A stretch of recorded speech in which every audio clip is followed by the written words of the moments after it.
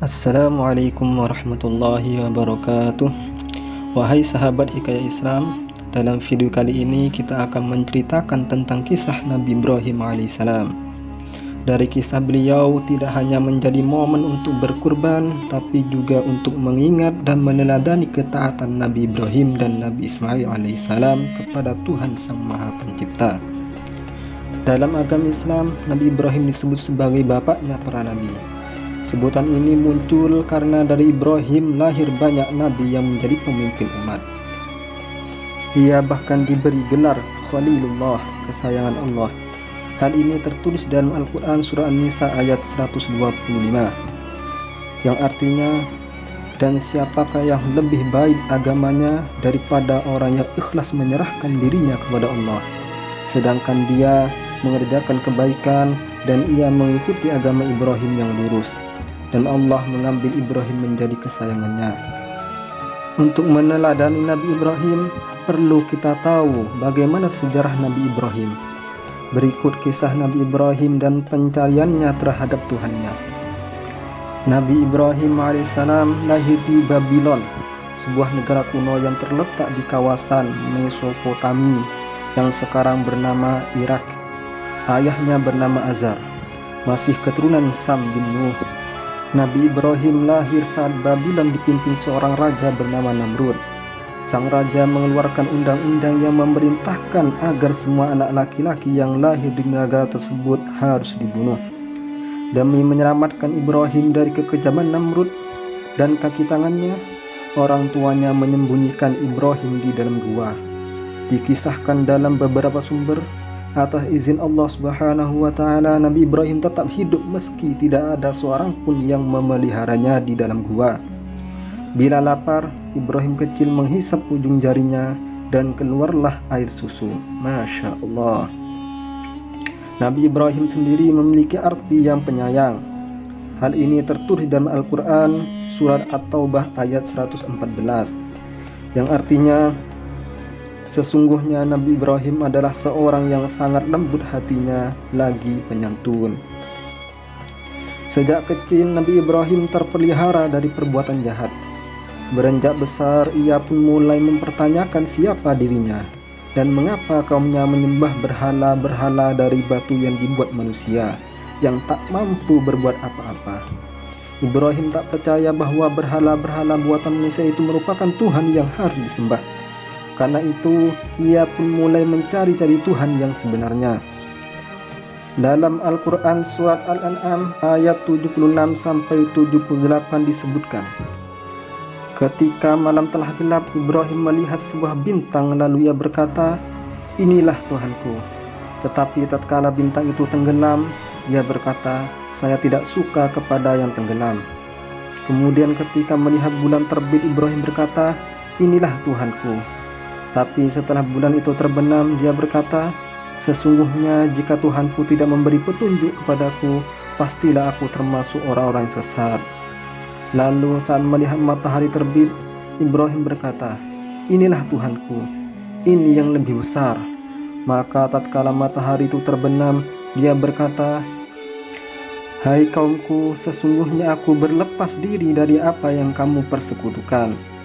Dari pencarian ini, Ibrahim pun berkeyakinan Tuhan tidak akan pernah mati. Karena jika Tuhan mati, berakhirlah kehidupan di dunia ini. Dengan keyakinannya itu, Ibrahim pun meminta bukti bagaimana Tuhan yang Maha Kuasa menghidupkan makhluk-makhluk yang sudah mati. Dalam Al-Quran surah Al-Baqarah ayat 260 disebutkan, Allah memerintahkan Nabi Ibrahim mengambil 4 ekor burung dan kemudian mencincangnya. Burung-burung yang sudah dicincang itu diletakkan pada setiap bukit. Kemudian Allah menyuruh Ibrahim memanggil mereka, dan burung-burung itu pun terbang ke arah Nabi Ibrahim. Dengan hidayah dari Allah Subhanahu wa Ta'ala, Nabi Ibrahim memperingatkan kaumnya untuk tidak menyembah berhala, termasuk kepada bapaknya. Namun mereka tidak menghiraukan seruan Nabi Ibrahim. Dalam Al-Quran surah Al-Anbiya ayat 88 disebutkan, Nabi Ibrahim pun menghancurkan berhala-berhala yang disembah kaumnya, kecuali sebuah patung besar yang menjadi induk dari patung-patung lainnya. Nabi Ibrahim sengaja tidak menghancurkan patung tersebut agar para penyembah berhala itu bertanya kepadanya. Saat melihat patung-patung yang menjadi Tuhan mereka hancur berkeping-keping, para penyembah berhala itu pun geram dan ingin menghukum pelaku yang menghancurkan Tuhan mereka. Mengetahui Ibrahim menjadi orang yang sangat menentang penyembahan berhala, para penyembah berhala itu pun bertanya kepada Ibrahim. Dalam Al-Quran Surat Al-Anbiya ayat 63 disebutkan, Ibrahim menjawab, "Sebenarnya patung yang besar itulah yang melakukannya, maka tanyakanlah kepada berhala itu jika mereka dapat berbicara." Tentu mereka mengetahui bahwa patung tersebut tidak dapat berbicara. Ibrahim pun bertanya kepada mereka, mengapa menyembah sesuatu yang tidak dapat memberi manfaat sedikit pun kepada mereka. Sang Nabi kemudian mengingatkan bahwa celakalah orang-orang yang menyembah selain Allah, Tuhan yang Maha Esa. Bukannya sadar, para penyembah berhala itu malah marah dan bertekad membunuh dan membakar Ibrahim hidup-hidup karena menyebut penyembah berhala akan celaka. Mereka mengumpulkan kayu bakar dan mendirikan bangunan khusus untuk tempat membakar Nabi Ibrahim. Mereka ramai-ramai berteriak, "Bunuh dia, bakar dia."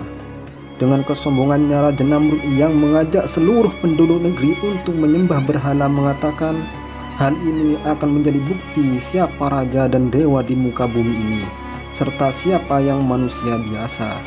Kalian akan menyaksikan pada hari ini bahwa orang itu dilenyapkan di perapian akibat berani menyatakan bahwa kelak Tuhannya membakar kaum kita. Maka biarlah Tuhannya yang menyelamatkan orang itu. Sementara akulah dewa yang menyelamatkan kalian, bukan orang itu. Saat Nabi Ibrahim akan dilempar ke dalam bara api yang menyala, sesosok malaikat datang menawarkan bantuan. Namun Nabi Ibrahim berkata, "Cukuplah yang Maha Melindungi yang memberi keselamatan kepada diriku." Lalu malaikat itu pun pergi. Ketika Nabi Ibrahim masuk ke dalam api yang membara, Allah pun berfirman, "Hai api, menjadi dinginlah dan jadilah penyelamat bagi Ibrahim." Quran Surat Al-Anbiya ayat 69. Seketika api itu tidak terasa panas dan melindungi Ibrahim supaya dapat berjalan dalam keadaan selamat di tengah-tengah bara api. Setelah sekian lama dalam kobaran api, Allah Subhanahu wa Ta'ala pun memerintahkan Nabi Ibrahim untuk keluar.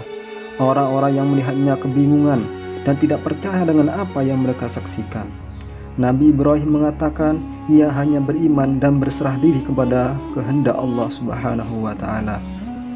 Akhirnya banyak dari sebagian kaum Nabi Ibrahim yang beriman kepada Allah Subhanahu wa Ta'ala. Sekian, terima kasih.